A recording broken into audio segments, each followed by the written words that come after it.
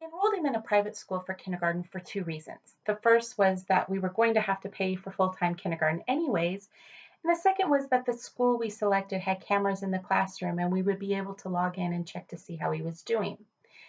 He is a smart, happy, fun child, but he is easily distracted and never ever seems to need or want rest. On camera, I could see his struggle to sit still during story time or to focus during classwork. And I watched the other kids at his table put their heads down and focus on their work, but he would twirl in his seat or just decide to get up and walk around and be disruptive.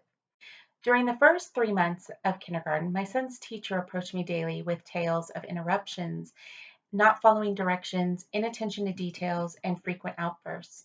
She suggested that in her experience as a teacher that we may want to have him evaluated for ADD and ADHD. My husband and I are not ignorant of ADD and ADHD, but we had heard horror stories of overdiagnosis, overmedication, and zombie-like personality changes due to medications. And we loved our son's personality and did not want it stifled, but we needed him to thrive academically. So we knew it was time for our own research. The scientific and psychiatric communities, and including the CDC, agree that ADD and ADHD is a neurological development disorder most often diagnosed in children. And while there is some confusion about the exact number of children diagnosed, Denise Foley's research in her article found that between 5 and 11% of all children between the ages of 4 and 17 are diagnosed with ADD and ADHD, with a staggering 13.2% of all boys.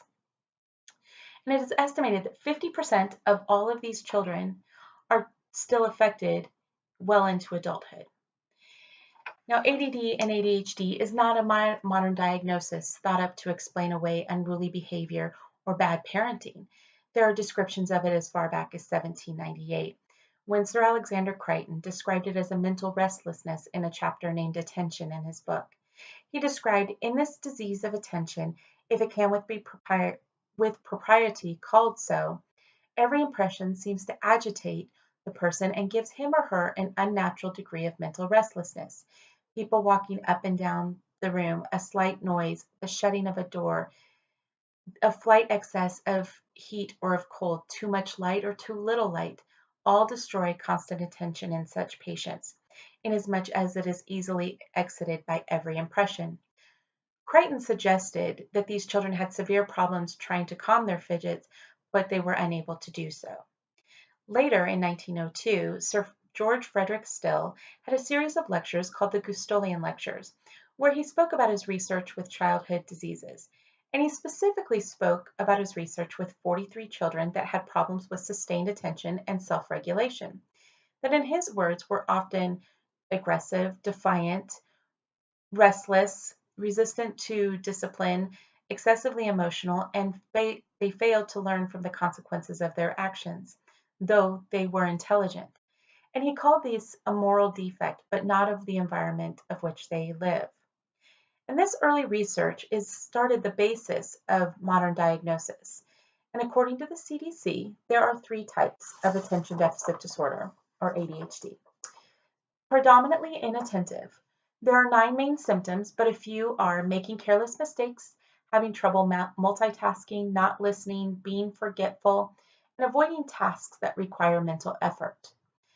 Predominantly hyperactive and impulsive, again, there are 9 main symptoms such as fidgeting, talking incessantly, being unable to resist temptation, having difficulty waiting for turns or talking out of turn, and being unable to recognize the consequences of their actions. And the last type is combined, in which a child exhibits symptoms from both types.